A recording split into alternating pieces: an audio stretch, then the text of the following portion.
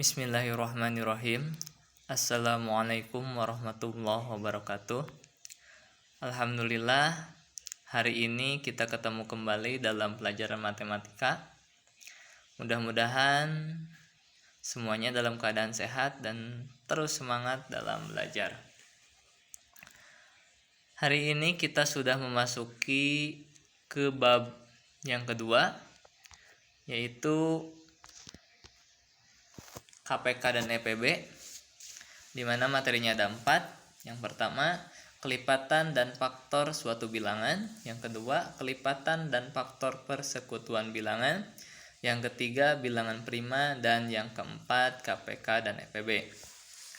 Langsung saja ke materi yang pertama, yaitu kelipatan dan faktor suatu bilangan. Kita bahas terlebih dahulu kelipatan suatu bilangan. Perhatikan permasalahan berikut. Petugas upacara ditunjuk secara bergantian mulai dari kelas 4, 5, 6. Nah, setelah itu pada tanggal 7 kelas 4 ditunjuk sebagai petugas upacara. Permasalahannya, tanggal berapakah akan mendapat giliran kembali sebagai petugas upacara?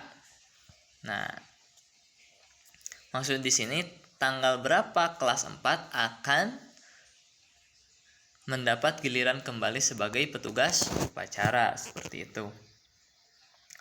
Oke, kita analisis permasalahannya ya. Cara yang pertama diketahuinya adalah hari Senin pertama, yaitu tanggal 7, kelas 4 menjadi petugas upacara.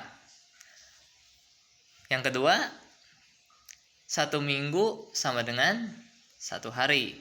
Nah, analisis yang ketiga, kita urutkan petugas upacara berikutnya, yaitu setelah kelas 4, yaitu kelas 5 dan 6. Berarti kelas 5 posisinya itu tanggal 7 itu pas waktu kelas 4 menjadi petugas upacara, ditambah 7 hari berikutnya, karena 1 minggu itu 7 hari. Berarti kelas 5 akan menjadi petugas upacara itu tanggal 14. Sekarang kelas 6. Nah, kelas 6 berarti ketika kelas 5 menjadi petugas upacara ditambah 7 hari, yaitu 14 ditambah 7 menjadi 21. Berarti kelas 6 akan menjadi petugas upacara itu pada tanggal 21. Setelah kelas 6 kembali lagi ke kelas 4. Berarti untuk kelas 4 tanggal 21 ditambah 7 berarti tanggal 28. Jadi kesimpulannya kelas 4 akan menjadi petugas upacara kembali pada tanggal 28. Nah, kita menggunakan cara kedua, analisis yang kedua. Apakah akan sama hasilnya? Oke, kita buktikan. Yang pertama, diketahui hari Senin pertama yaitu tanggal 7. Kelas 4 menjadi petugas upacara. 1 minggu sama dengan 7 hari. Kita urutkan petugas dari mulai yang pertama, yaitu kelas 4. Oke. Kelas 4 sebagai petugas upacara pada Senin pertama, yaitu tanggal 7.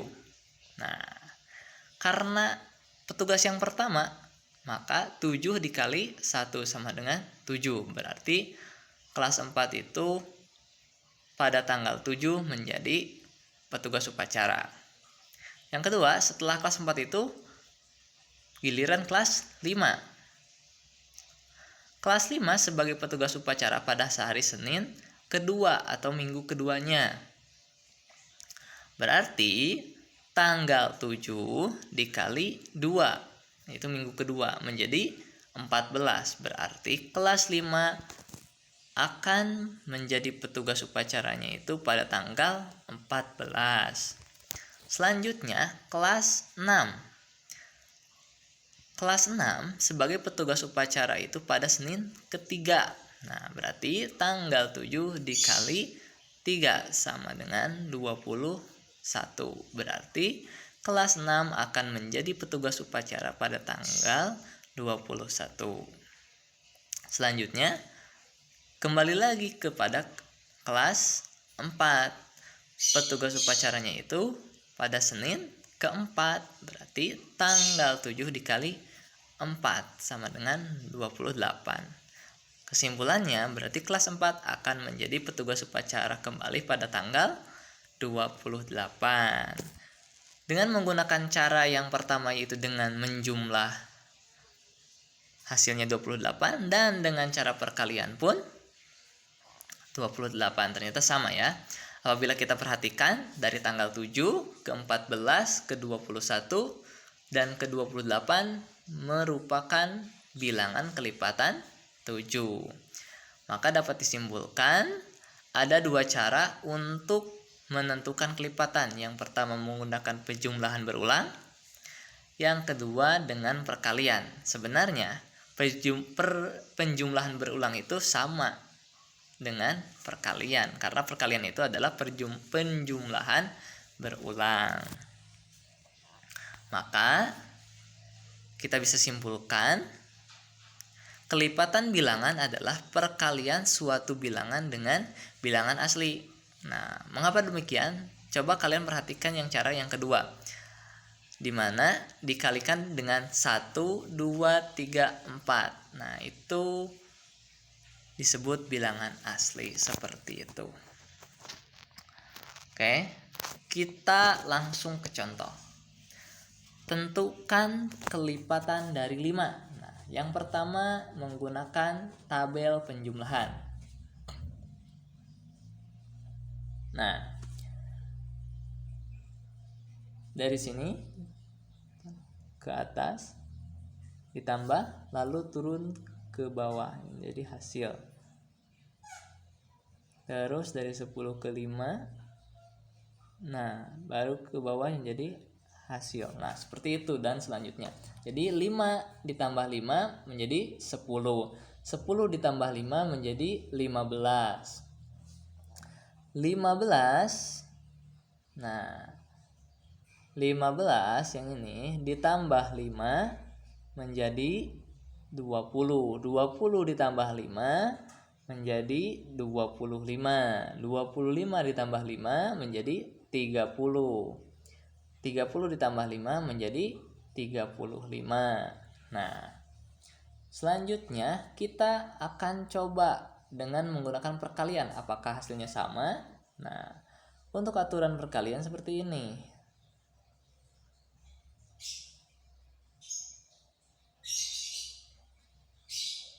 Nah, dan seterusnya. Maka 5 dikali 1 baru hasilnya di bawahnya yaitu 5. 5 dikali 2 hasilnya 10. Terus 5 dikali 3 hasilnya 15. 5 dikali 4 hasilnya 20. 5 dikali 5 hasilnya 25. 5 dikali 6 hasilnya 30. Dan 5 dikali 7 hasilnya 35. Maka kelipatan dari 5 adalah 5, 10, 15, 20, 25, 30, 35 dan seterusnya. Seperti itu. Oke, kita lanjut ke contoh yang kedua. Tentukan kelipatan dari 6 kurang dari 40. Ini ada batasan. Kita gunakan cara dengan penjumlahan. 6 ditambah 6 12. 12 ditambah 6 18. 18 ditambah 6 24. 24 ditambah 6 30. 30 ditambah 6 36.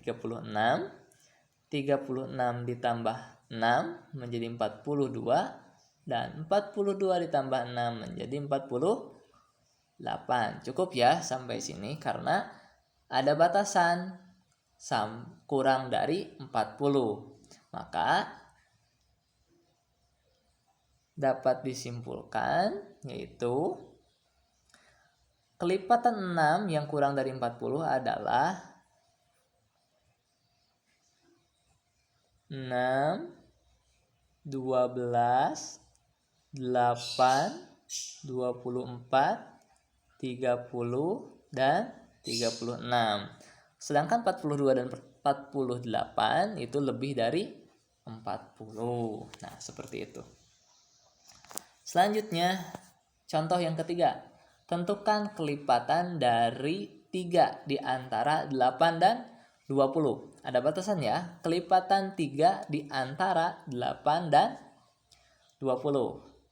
Sekarang kita gunakan cara dengan menggunakan tabel perkalian. 3 dikali 1, 3. 3 dikali 2, 6. 3 dikali 3, 9. 3 dikali 4, 12. 3 dikali 5, 15. 3 dikali 6, 18. Dan yang terakhir 3 dikali 7, 21. Sudah ya, cukup segitu juga karena batasannya sampai 20. Jadi kelipatan 3 di antara 8 sampai 20 adalah berapa? 9, 12, 15, dan 18. Seperti itu ya. Kita contoh yang lain. Nah, kalau contoh yang ini yang nomor 4, dari bilangan 1, 2, 3, dan 4. Mohon maaf. Dari bilangan 1, 2, 3, 4, dan 5, manakah yang tidak memiliki bilangan 20 sebagai kelipatannya? Kalau ini kalian bisa menggunakan perkalian seperti ini. 1, 2, 3, 4, dan 5. Nah, kalian gunakan perkalian. Nah,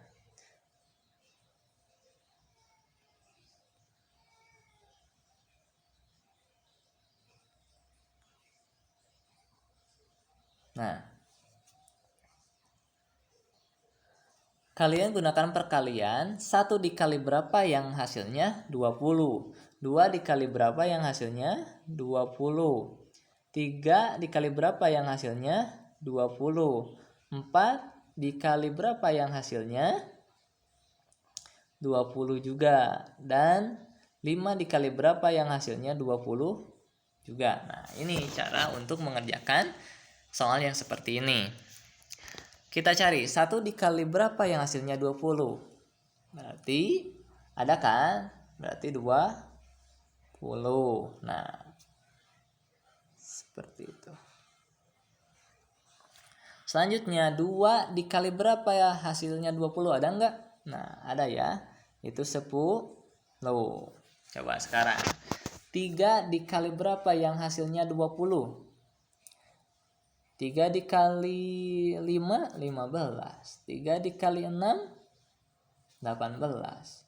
3 dikali 7, 21. Nah, untuk 3 tidak ada untuk kelipatan 20. Coba sekarang yang 4. Kita ingat kembali perkalian 4. Adakah yang hasilnya 20? Yaitu 5. 4 dikali 5, 20. Dan sekarang yang terakhir 5. Kita ingat kembali perkalian 5. Adakah yang hasilnya 20? Ada ya, yaitu 4. Nah, jadi dapat disimpulkan bilangan yang tidak memiliki bilangan 20 sebagai kelipatannya adalah 3, karena dalam perkalian 3 kita perhatikan tidak ada yang hasilnya 20 seperti itu. Mudah kan? Nah, sekarang kita lanjutkan ke materi berikutnya, yaitu faktor suatu bilangan. Kita perhatikan dulu permasalahan dalam sebuah atau dalam kegiatan sehari-hari. Contohnya ya, di sini ada permasalahan. Yusuf memiliki 24 permen. Yusuf sedang belajar kelompok bersama 6 temannya. Yusuf ingin membagikan permen kepada temannya dengan jumlah yang sama banyak. Bagaimana cara Yusuf membagikan permennya? Yang pertama, semua temannya suka dengan permen.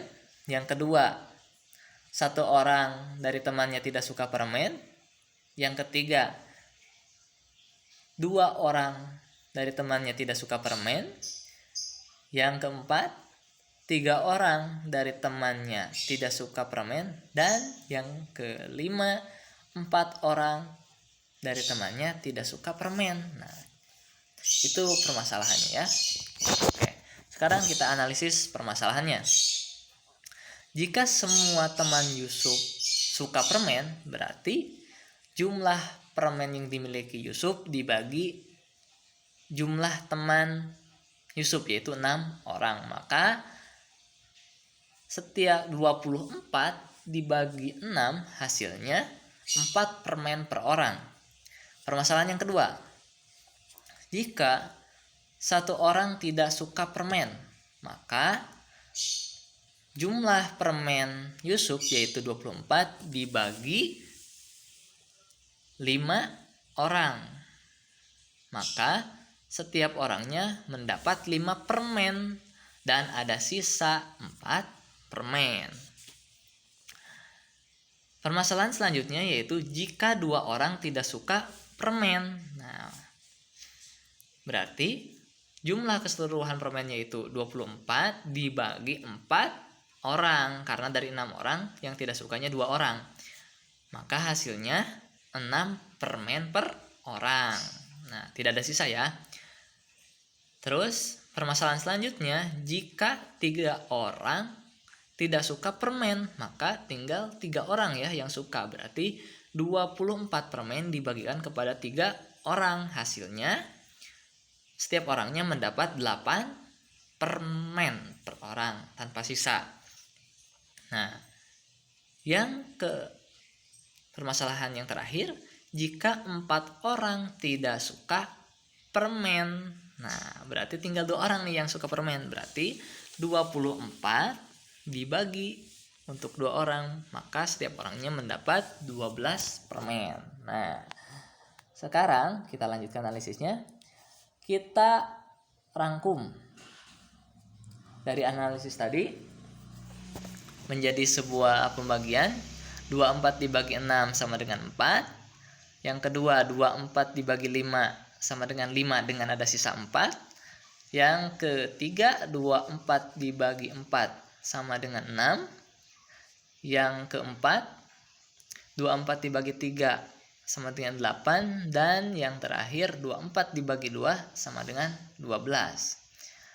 Maka, catatan di sini, angka pembagi yang tidak habis membagi suatu bilangan tidak bisa disebut sebagai faktor dari suatu bilangan. Nah, itu gampang kan? Ketika ada pembagi yang tidak membagi habis suatu bilangan, maka dia tidak disebut sebagai faktor dari bilangan tersebut. Maka dapat disimpulkan faktor dari 24 adalah 1, 2, 3, 4, 6, 8, 12, dan 24. Mohon maaf, 24-nya tidak tertulis. Mengapa demikian? Ada angka satunya karena angka 1 itu bisa membagi semua bilangan. Contohnya, 1 dibagi 1 ya 1, 2 dibagi 1 ya 2. Nah, seperti itu. Dan mengapa 24 masuk? Karena sudah tentu 24 apabila dibagi 24 ya hasilnya 1. Seperti itu. Jadi dapat kita simpulkan bahwa faktor suatu bilangan adalah semua bilangan yang dapat membagi habis bilangan tersebut. Nah, seperti itu ya. Oke. Kita langsung ke contoh. Menentukan faktor suatu bilangan. Nah, bisa menggunakan dua cara. Yang pertama menggunakan tabel. Nah, kita langsung ke contoh. Contohnya, tentukan faktor dari 18. Nah, kita ada pembagi, di sebelah kiri ada pembagi dan di sebelah kanan ada hasil. Nah, 18 dibagi 1, 18. 18 dibagi 2, 9. 18 dibagi 3, 6. Sekarang 18 dibagi 5 sudah tidak bisa. 18 dibagi 6 bisa, tapi karena sudah terwakili maka cukup sampai di sini ya. Nah, cukup sampai di sini, maka dapat disimpulkan faktor dari 18 adalah 1, 2, 3, 6, 9, dan 18. Seperti itu ya. Mudah bukan dengan menggunakan tabel untuk menentukan faktor suatu bilangan. Nah, selanjutnya kita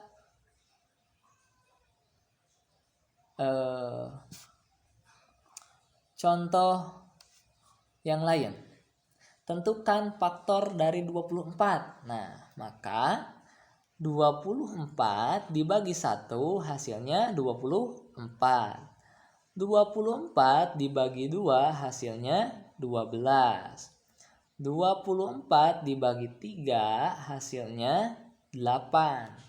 24 dibagi 6 24 dibagi 4 sama dengan 6. Nah, kalau kita lanjutkan 24 dibagi 5 sudah tidak bisa. Kalau selanjutnya setelah 5, 24 dibagi 6 karena sudah terwakili di hasil, maka sudah cukup sampai di sini. Maka faktor dari di sini masih 18 harusnya 24. Maka faktor dari 24 adalah 1, 2, 3, 4, 6, 8, 12, dan 24. Seperti itu ya. Oke. Selanjutnya menentukan faktor bilangan dengan pohon faktor. Nah, ada yang perlu diingat dalam menentukan faktor dari bilangan menggunakan pohon faktor. Yang pertama, seperti yang tadi dijelaskan bahwa semua bilangan dapat dibagi oleh 1, maka faktor bilangan 1 tidak perlu dituliskan. Yang kedua, lakukan pembagian oleh bilangan asli mulai dari yang terkecil tapi bukan 1, yaitu dari 2. Apabila sudah tidak bisa 2, gunakan 3. Apabila sudah tidak bisa dengan 3, gunakan 4. Apabila sudah tidak bisa dengan 4, gunakan 5, dan seterusnya. Nah, perhatikan di sini. Nah, contohnya yang 24. 24 dibagi 2 hasilnya 12. 12 dibagi 2 sisanya 6. 6 dibagi 2 sisanya 3. Nah, 3 bisa dibagi dengan 2? Tidak bisa. Bisa menggunakan 3, tapi nanti sisanya adalah 1. Cukup sampai di sini juga karena hasilnya tetap sama. Jadi cukup sampai di sini. Nah, perhatikan sekarang bilangan yang dilingkari. Tuliskan bilangan-bilangan yang dicari pada pohon faktor di atas. Maka 24 sama dengan 2 dikali 2 dikali 2 dan dikali 3. Kita kasih kurung 2 angka, 2 dikali 2, terus dikali dalam kurung lagi 2 dikali 3. Nah, jadi hasilnya 4 dikali 6. Yang selanjutnya kita dahulukan 3 angka dan dari 4 itu dan sisanya adalah angka 3. Berarti 2 dikali 2 dikali 2. Nah, menjadi 8 kali 3. Yang selanjutnya posisinya kita rubah, 2 dikali dalam kurung 2 dikali 2 dikali 3. Maka hasilnya 2 dikali 12. Nah, dan ingat 1 dan 24 juga jadi faktor ya, karena 24 sudah pasti bisa dibagi 24. Jadi faktor dari 24 adalah 1, 2, 3, 4, 6, 8, 12 dan 24 ya. Oke, kita gunakan contoh yang lain. Ya. Tentukan faktor dari 36. Ya. 36 dibagi 2 hasilnya 18. 18 dibagi 2 9. Dan 9 tidak bisa lagi dibagi 2, maka gunakan 3. Sisanya 3. Nah, kita bulatnya ya. Nah, maka dapat ditulis 36 sama dengan 2 dikali 2 kali 3 dan dikali 3. Selanjutnya kita sederhanakan. 2 dikali 2 dalam kurung dulu, dikasih dalam kurung 2 angka dulu, 2 dikali 2 terus dikali dalam kurung 3 kali 3 sama dengan 4 kali 9. Selanjutnya apakah masih bisa mencari yang lain? Bisa ya. 2 dikali dalam kurung 2 dikali 3 tutup kurung dikali 3. Maka 2 kali 6 kali 3. Yang selanjutnya 2 kali 2 yang selanjutnya dalam kurung 2 dikali 2 dikali 3 tutup kurung kali 3. Nah, hasilnya 2 kali 2 4 kali 3 12 kali 3 seperti itu. Yang selanjutnya posisi yang selanjutnya 2 dikali dalam kurung 2 kali 3 kali 3 sama dengan 2 dan yang dalam kurungnya 2 kali 3 6 kali 3 18. Jadi dapat disimpulkan faktor dari 36 yaitu 1 sudah pasti karena ini adalah tadi sudah disebutkan, sudah pasti angka 1 itu, dan 36 sudah pasti menjadi faktor. Yang selanjutnya ada 2, ada 3, nah ada angka berapa lagi? 4, terus ada angka 6 juga, terus ada angka 9, ada angka 12, dan 18, dan sudah tentu ya 36 juga masuk ke dalam faktor 36. Jadi faktor dari 36 adalah 1, 2, 3, 4, 6, 9, 12, 18, dan 36. Seperti itu. Oke, mudah-mudahan dapat dipahami. Cukup sekian. Terima kasih. Wassalamualaikum warahmatullahi wabarakatuh.